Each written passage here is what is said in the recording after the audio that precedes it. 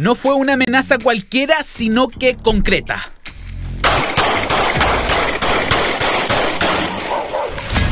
El objetivo, amedrentar a un oficial de gendarmería en su propia casa, donde vivía con sus hermanas, su señora y sus hijos. Pero también querían entregar un mensaje. Esta corona de flores fue un aviso explícito para que terminara con los allanamientos en Santiago 1, donde el oficial trabaja como jefe interno de la cárcel. También había efectuado intervención en las propias celdas, requisando elementos prohibidos en el régimen penitenciario, las famosas celdas VIP. ¿Sabía de esto el gobierno y gendarmería? Un nuevo escándalo. Celdas VIP en Santiago 1 para miembros del Tren de Aragua, con pleno conocimiento de funcionarios públicos.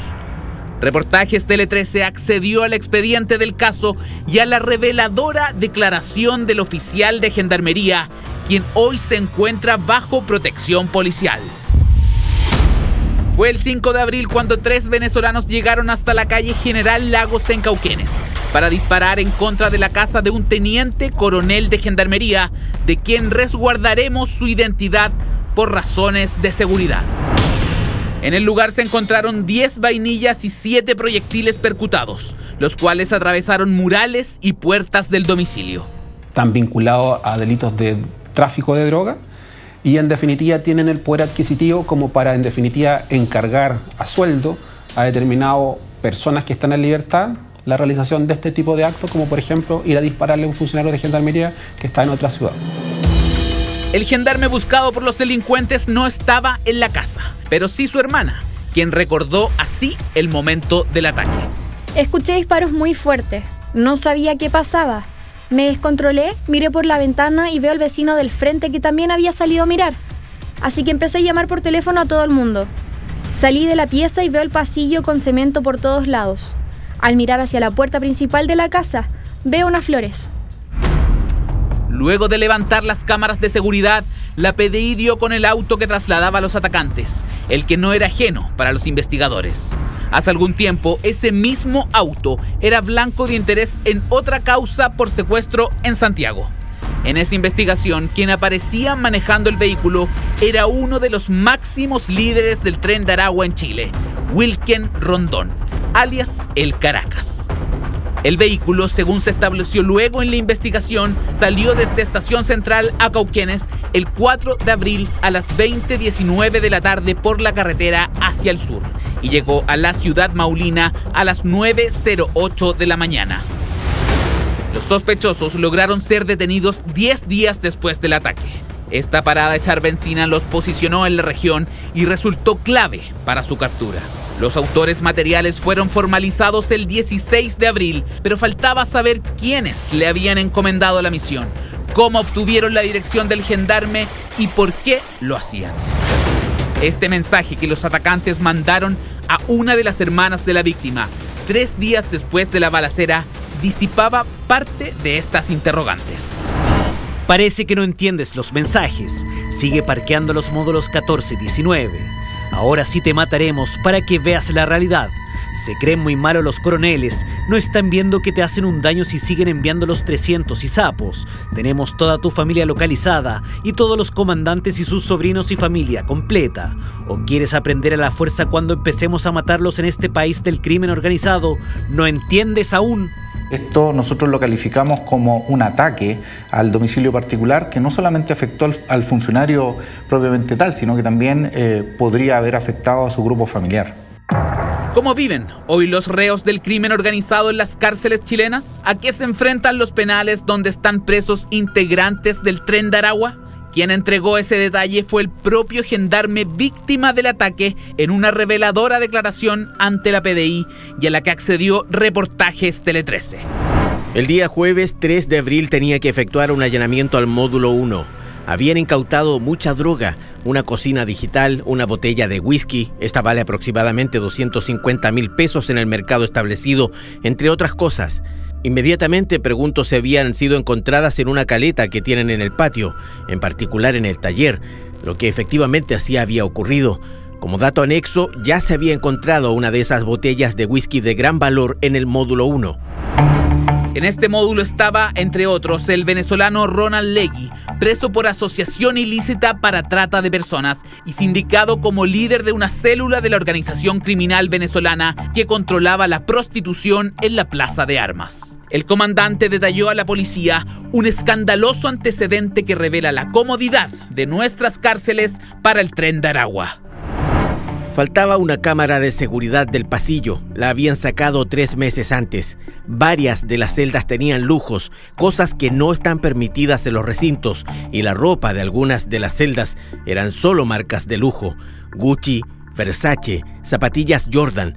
Había una celda que tenía más lujos que otras. Esa tenía alfombra, cortinas para cubrir los barrotes, cortina en ducha, humidificador para el olor. Había un astronauta que tiraba luces al dormitorio con sonido para efecto ambiente. Una lámpara de colores y elementos de lujo en una celda de integrantes del Tren de Aragua, como escuchó. Pero eso no era todo. Habían además 2 celdas con automáticos para el sistema electrónico. No recuerdo en qué celdas estaban estos automáticos, pero a través de estos se daban las luces a todas las celdas del módulo. Era todo un sistema de cableado hechizo, pero conectadas con las luces de emergencia del circuito eléctrico.